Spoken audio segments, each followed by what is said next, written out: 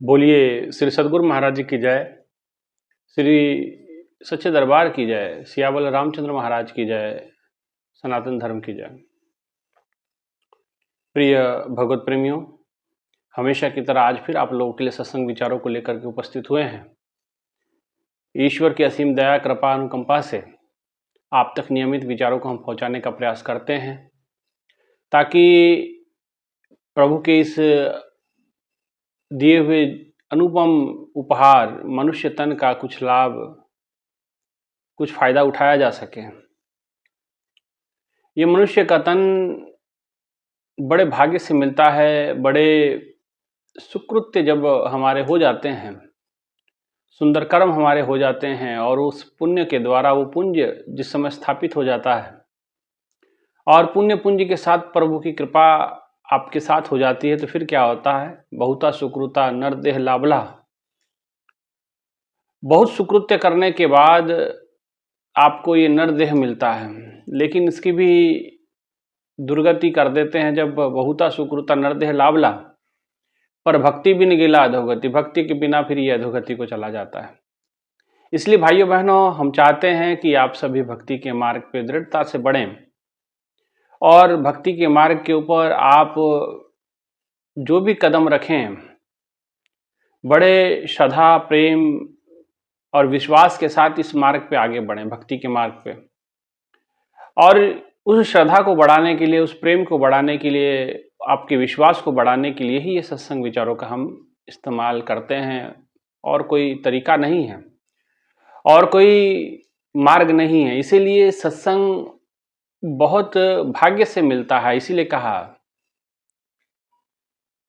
जब ईश्वर की विशेष कृपा होती है, कहा जाता है कि जिस समय मनुष्य देह तो मिल गया, लेकिन मनुष्य देह लेने के बाद जीव शिव को भूल जाता है, ईश्वर को भूल जाता है। तो समय समय पे ईश्वर अपने दूतों को, मैसेंजरों को, अपने भक्तों को, संतों को, महंतों को, महापुरुषों को, अपने अवतार, स्वयं भगवान भी अवतार लेकर के धरती पे आते हैं, ताकि ये मनुष्य जीवन की महिमा को ये इंसान जान सके, जिसको प्राप्त किया था, वादा किया था, लेकिन भूल गया। भगवान से माता के गर्भ में उल्टा लटक के परमात्मा से प्रार्थना करता है कि मुझे बाहर निकाल, मैं तुझे भक्ति बंदगी, तेरी बंदगी करूंगा, तेरी पूजा आराधना करूंगा। लेकिन आने के बाद भूल गया। अब जब भूल गया तो प्रभु ने फिर, देखो भाई भूल तो गया, अब इसको याद दिलाना पड़ेगा। तो याद दिलाने के लिए उसने अपने संतों को, अपने भक्तों को चुना, और भक्तों ने चुना सत्संग को, लोगों तक अपनी आवाज पहुंचाने के लिए, सत्संग विचारों को। और सत्संग विचारों के माध्यम से उन्होंने जागृत करने का प्रयास किया इस मानव जाति को। ये बात अलग है कि जो लोग जागे वो सब पा लिए, ईश्वर को पा करके अपने जीवन को धन्य किए। लेकिन जो नहीं पाए, जो उनकी बातों को अनसुना कर गए, तो कहते कि उनकी बड़ी दुर्गति हुई, उनका बड़ा बुरा हाल हुआ। इसलिए भाइयों बहनों, आकर 4,84,000 जोनी भ्रमत जीव अविनाशी, 84 लाख योनियों को भोगने के बाद मनुष्य का तन मिलता है। और फिर अगर हम ऐसे ही कामों में उलझे रहे तो फिर हम 84 लाख योनियों में मनुष्य का देह त्याग करके जाने की तैयारी हम कर रहे हैं। और ये बड़ा दुख है, ये सबसे बड़ा दुख है। पुनरुपि जन्म पुनरुपि मरणम, ये बार बार जन्मना और बार बार मरने का जो दुख है, ये बड़ा भयानक दुख है ना। पुनरुपि जननी जठरे शयनम, बार बार जठर अग्नि में शयन करना। इसलिए महापुरुषों ने कहा कि ये दुख, एक दुख काटो मेरे राम राय। ये एक दुख बड़ा भयंकर दुख है। ये दुख का निवारण ही तब है जब आप इस जीवन को प्राप्त करके भक्ति के इस पूर्ण सोपान को पार करें, पूर्ण गुरु की कृपा को प्राप्त करें, भक्ति के मार्ग पे अटलता से, अडिगता से, अचलता से, निर्भीक होकर के चलें। भाइयों बहनों, ये बात अलग है कि आजकल हम भक्ति भी बड़े स्वार्थ में आके करते हैं, स्वार्थी बन गए हैं। भक्ति के ऊपर भी मैंने देखते हैं कि भक्ति की मार्ग के ऊपर लोग आगे बढ़ते हैं, लेकिन उसमें भी उनका स्वार्थ छिपा होता है। लेकिन स्वार्थ रहित भक्ति, या यूं कहे कि अपना प्रत्येक काम परमार्थ को समर्पित कर देना, इसमें जीवन की सार्थकता होती है।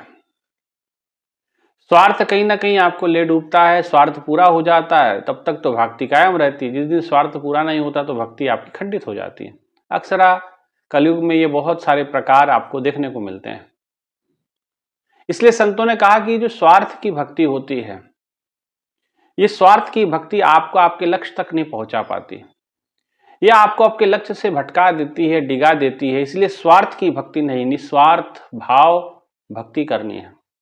निस्वार्थ प्रेम किया जाता है ईश्वर से। कोई स्वार्थ रख के जो कोई काम करते हैं तो उसका वो फल नहीं प्राप्त होता जो फल आपको होना चाहिए, जिस फल के कारण के लिए आप भक्ति करते हैं। बहुत बड़े बड़े ऊंचे महापुरुषों की जीवन गाथाओं का आपने सुना है वीडियो के माध्यम से, सत्संग के माध्यम से।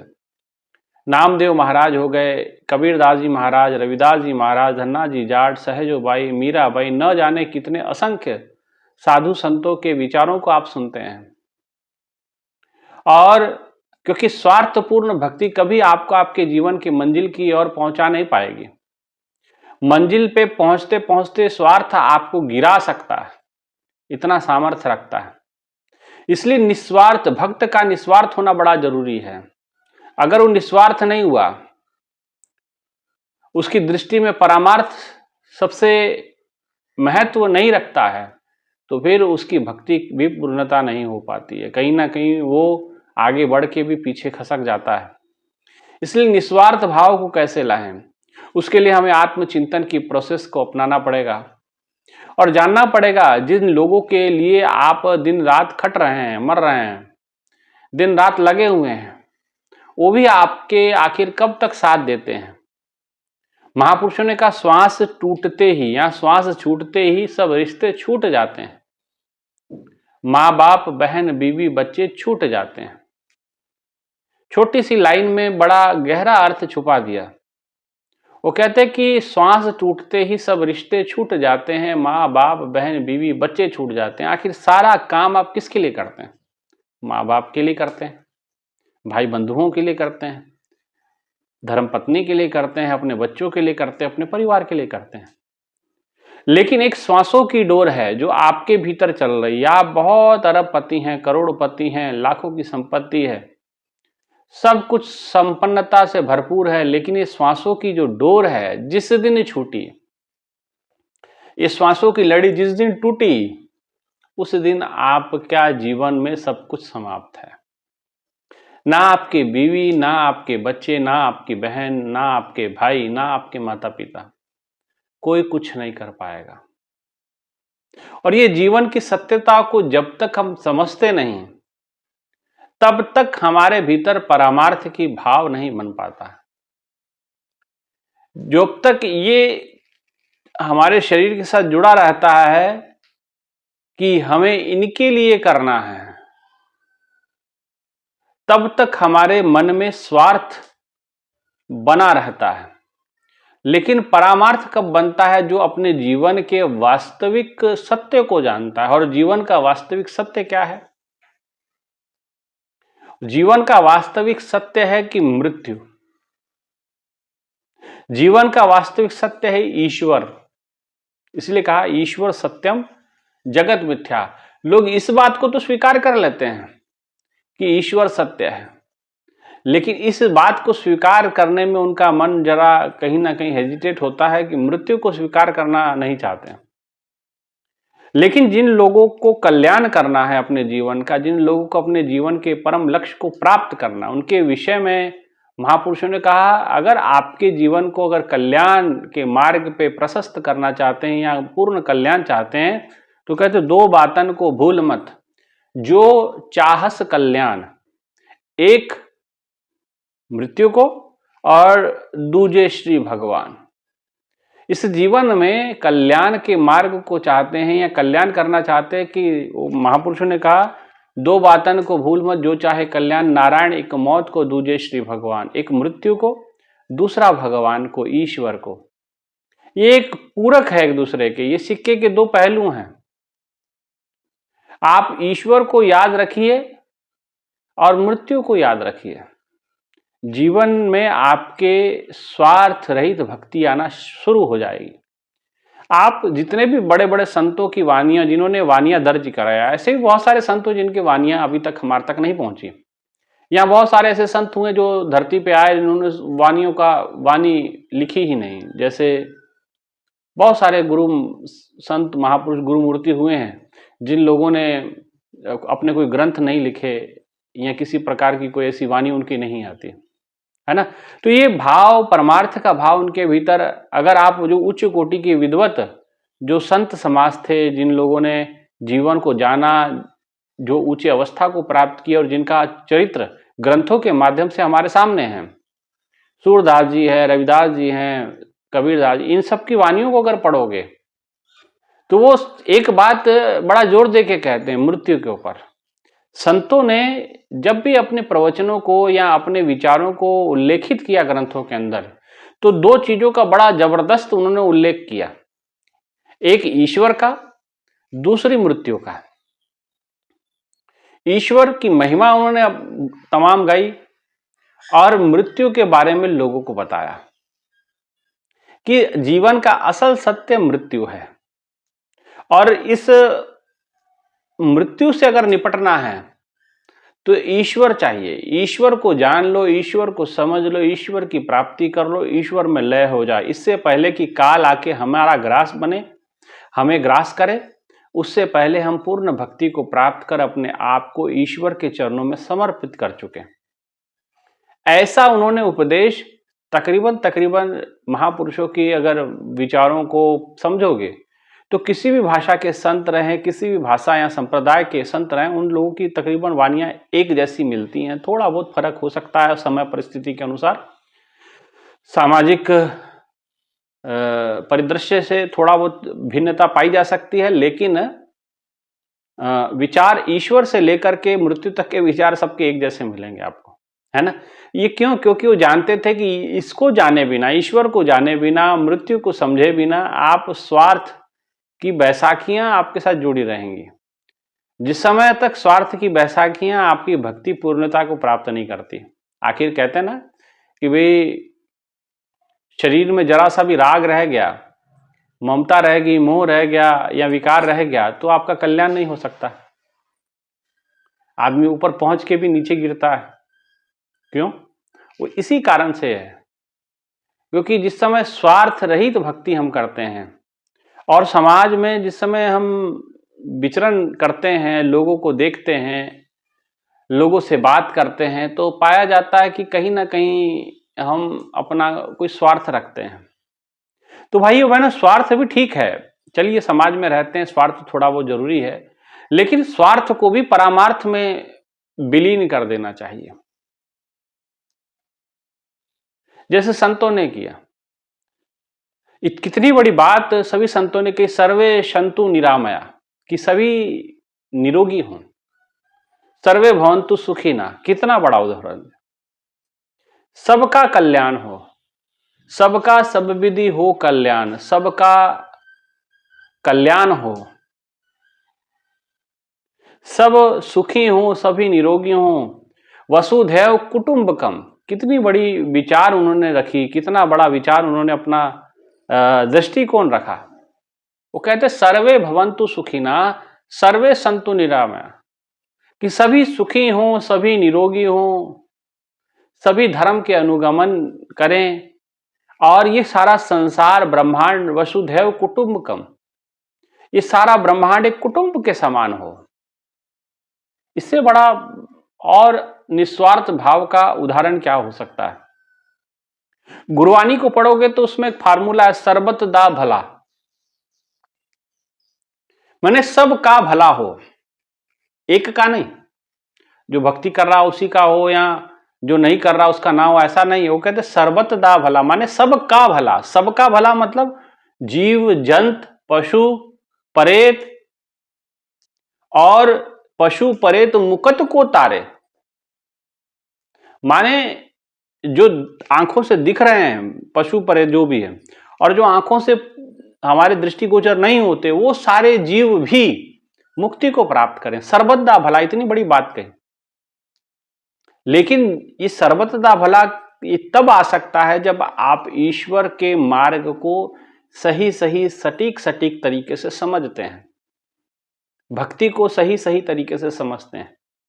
और जब तरीके आप अपनाते हैं, समाज में हर 20 किलोमीटर, 30 किलोमीटर पे, 50 किलोमीटर पे क्षेत्र के अनुसार पूजा पद्धतियां बदलती हैं।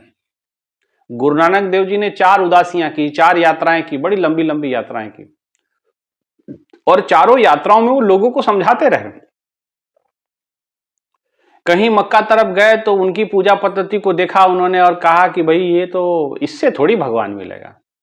साउथ इंडिया में गए, दक्षिण भारत में गए, उत्तर भारत में गए, पूर्व में गए, पश्चिम में गए, तमाम चारों उदासियां, चारों तरफ वो भ्रमण किए और हर एक की पूजा पद्धतियों को नोट किया। उन्होंने देखा पूजा पद्धतियां तो ये कर रहे हैं, लेकिन परमात्मा को तो प्राप्त नहीं कर पा रहे हैं। ये पूजा पद्धतियां आखिर क्यों बनाई गई थी? कि भाई ईश्वर की प्राप्ति हो जाए। देखा कि भाई इससे तो प्राप्त हो नहीं हो रहा है, तो फिर कहा कि भाई कहीं ना कहीं कमी है। उन्होंने उस कमी की ओर इशारा किया कि भाई ठीक है, अब कोई व्यक्ति श्राद्ध के समय में कौवे को भोजन कराता है, कराते हैं कि नहीं कराते? तो गुरु नानक देव जी ने देखा भाई, तो उन्होंने कहा कि भाई इससे क्या होगा, वो तो जो जिस योनि में जाना था चला गया, आपका भोजन कराने से क्या होगा? नहीं हो सकता कुछ भी, क्योंकि आत्म कल्याण का मार्ग तो एक ही है, आत्म कल्याण का रास्ता तो एक ही है। जो भक्ति आप करते हैं, यही भक्ति जो चले गए, जो मर चुके हैं, उन्होंने की होती तो आज उनकी दुर्गति नहीं होती। अब उनके लिए सिर्फ प्रार्थना किया जा सकता है कि भाई ठीक है, प्रे कीजिए, प्रार्थना कीजिए और प्रभु के चरणों में प्रार्थना करो कि उनको मनुष्य का जन्म मिले और फिर से वो भक्ति करें और अपने इस कर्म बंधन से मुक्ति करें। क्योंकि कर्मों आप अपनी के नेड़े के दूर है, कर्मों का फल तो भोगना पड़ता है। चाहे आप हैं, चाहे भक्त हैं, चाहे संत हैं, चाहे कोई भी है, उनको सबको नहीं छूटा। सबको ज्ञानी भोगे, ज्ञान से मूर्ख भोगे रोए, ये सिद्धांत है। भक्तों ने कहा कि तेरा भाना मीठा लागे। उन्होंने कहा कि जो भी तू करता है प्रभु बहुत अच्छा करता है। तो वो जान चुके थे कि भाई सच्चाई यही है। और जिनको नहीं समझ में आया, जिसको ईश्वर की पता नहीं, जिसको ज्ञान की समझ नहीं, जिसको भक्ति की समझ नहीं, वो रोना पीटना लगा, वो छाती फोड़ने लगा अपना, वो घड़ों आंसू बहाने लगा, मूर्ख भोगे रोए। तो मूर्खता आपको रुलाती है और सजगता, भक्ति आपको सुख प्रदान करती है, शांति प्रदान करती है। ठीक है ना?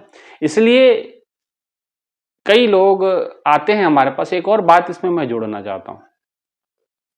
कई लोग कहते हैं कि जीवन मिला है, खा पी लो। अच्छा, भक्ति के पथ पे चलने वाले के जो तरीके हैं बात के, वो उनकी बातों से समझ में आता है। अब कई लोग कहते हैं कि जीवन खाने पीने की मिला, एक तरह की तो विचारधारा है, वो खा पी रहे हैं। और एक तरह की विचारधारा जो भक्ति के मार्ग पे चलते हैं कि भाई पल प्रतिपल परीक्षा है। तो ये दोनों मार्ग ही गलत है। जीवन ठीक है, खाना पीना जीवन की जरूरत हो सकता है, लेकिन शरीर को चलाने के लिए भोजन की आवश्यकता होती है। लेकिन शरीर के भीतर एक शक्ति बैठी जिसको आत्मा कहते हैं, परमात्मा कहते हैं, उसको चलाने के लिए, उसको प्रबल करने के लिए आपको भजन की आवश्यकता होती है। भोजन करता पोषण तन का, मन का करे भजन। आत्मा के लिए मन का भजन ही जरूरी होता है।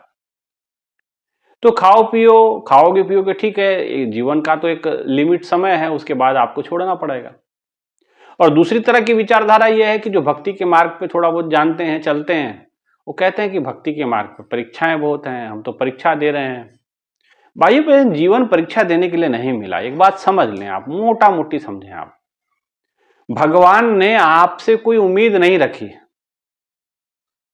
भगवान ने सिर्फ यही चाहा कि ये जीवन मैं आपको दे रहा हूं, आप जाके भक्ति करें, शांति रहें और भक्ति करके अपने जीवन को सुंदरता से जी करके वापस मेरे पास लौटें। भगवान ने आपकी परीक्षा लेने का कोई इरादा नहीं है उनका, कोई आपके जीवन में कठिनाई डाल के उसको कोई लाभ मिलने वाला नहीं। ये जीवन आपको परीक्षा भोगने के लिए नहीं मिला है। पता नहीं कौन सी परीक्षा चल रही है, क्या चल रहा है। खासकर सत्संग सुनने वाले ज्यादातर लोगों को ये लगता है कि बड़ी परीक्षा हो रही है। भाइयों बहनों, कोई परीक्षा नहीं हो रही है। नजरिया बदलिए आप अपना। जीवन को जीना सीखिए। सो जीव्या जिस मन वसिया सोई, नानक अवर ना जीव्या कोई।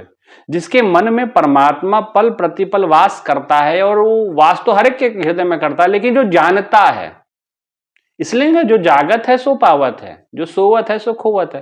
क्यों कहा? जो जागता है सो पाता है। तो जागने में क्या पा सकते हैं आप? तो यहां आत्मिक जागरण की बात है। जब आत्मिक जागृति आपके भीतर आती है तो आप जागते हैं, आप समझते हैं चीजों को, आप जानते हैं कि भाई कुछ नहीं रखा, ये परीक्षा वरीक्षा कुछ नहीं होता है, ये बेकार की बात होती है। बिना कारण का हम अपने दिमाग को स्ट्रेस दे देते हैं कि परीक्षा चल रही, परीक्षा, कुछ परीक्षा नहीं चल रही। जीवन जीना आपको नहीं आया, और जीवन जीना आया नहीं, तो आपने क्या कहा कि फिर ये परीक्षा चल रही है। अरे भाई, जीवन जीना सीखिए आप। अब जीवन जीते आता नहीं, दुख आते हैं तो हम सोचते हैं परीक्षाएं चल रही हैं। कोई परीक्षा नहीं चल रही। कौन परीक्षा दे रहा है? पेड़ परीक्षा दे रहे हैं, पौधे परीक्षा दे रहे हैं। कोई परीक्षा देने के लिए थोड़ी यहां आया धरती पे। भगवान ने आपको भक्ति करने के लिए भेजा, भक्ति करिए बस। तज भ्रम, अपने तमाम भ्रमों को त्याग करके। झूठ मूठ में परेशान हो जाते हैं, भक्ति में परीक्षा चल रही, परीक्षा कहां, कौन परीक्षा ले रहा है? कौन आपके सर के ऊपर बंदूक लेके तना हुआ है कि भाई आपको पेपर देना है, परीक्षा देना है? ये झूठ मूठ की बात है, बिना सिर पैर की बात है। कोई परीक्षा वरीक्षा नहीं चल रही। आपका मन आपके सामने उलझने पैदा करता है, उस मन में उलझ जाते हैं, उसी को आप सुलझा नहीं पाते, तो आप उसको परीक्षा का नाम दें। मन की जटिलताओं को आप, मन की जटिलता, मन की कुटिलता को आप जो है परीक्षा का नाम दे देते हैं। ये मन की जटिलता को सुधारने के लिए, मन की कुटिलता को सुधारने के लिए कोई बाहर से कोई व्यक्ति नहीं आने वाला। आपके भीतर बैठा वो आत्म तत्व, आपके भीतर बैठा वो ज्ञान, वो भक्ति ही आपको इसमें सहायता करेगी, कोई और सहायता नहीं करने वाला है ना। इसलिए दिमाग से निकालें कोई परीक्षा वरीक्षा का, निश्चिंत हो। संत जो होते थे निश्चिंत होते, था कुछ उनके पास नहीं था, उनकी झोपड़ी जला दी नामदेव महाराज जी ने, बता जो जिसका था जला दिया भाई, ठीक है, भगवान चाहेगा तो बन जाएगी, नहीं तो जय श्री राम, है कि नहीं। कबीरदास जी के ऊपर इतने अटैक हुए, लेकिन कबीरदास ने कोई चिंता नहीं की। उनका जीवन जिए भाई, इन लोगों के डर से हम कम से कम जीवन जीना थोड़ी छोड़ देंगे, आनंद में जीवन जिए। यही बात भगवान बुद्ध ने अपने शिष्यों को कही, अरे आनंद से जीवन जीजिए, कुछ नहीं रखा है दुनिया में, ये सब भोग करके मैंने देख लिया है, इसमें कुछ रखा नहीं है, कुछ सार नहीं है। जो सार है इसमें है, इसको प्राप्त करो। इसलिए निस्वार्थ भाव हम अपने भीतर प्रकट करें और जीवन को जानें। जिसने जीवन को जान लिया वो जरूर ही इस जीवन को सुखमय तरीके से बिता लेता है। और स्वार्थ की बैसाखियों का सहारा वही लोग लेते हैं जिन्होंने अपने आप को जाना नहीं। जो जान लेता है वो स्वार्थ में नहीं, वो परमार्थ परम ईश्वर में लीन होने का आनंद को प्राप्त करता है, और अपने जीवन जो जी रहा है वो भी दुख में नहीं रहता, सुख में रहता है ना। पल प्रतिपल आनंद में जीवन जीता है, ठीक है। जैसे संतों ने, कुछ नहीं था फिर भी जीवन में आनंद था, वैसा सुख वो कहते हैं, जो सुख पायो राम भजन में सो नाही, अमीरी में मन लागू मेरो यार फकीरी में। ये वही कह सकता है जिसके अंदर निस्वार्थ भाव है। जिसके अंदर स्वार्थ है तो कहते पैसा आने दो आने दो आने दो, हाय है करते कि एक दिन हवा निकल जाती, ठीक है ना। इसलिए ऐसा भाव हमारा ना हो।